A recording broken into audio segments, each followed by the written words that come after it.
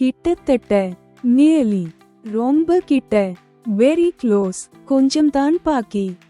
just a bit left, இன்னும் கொஞ்சம், just a little more, வர்ற வழியில, on the way, நெருங்கி வருது,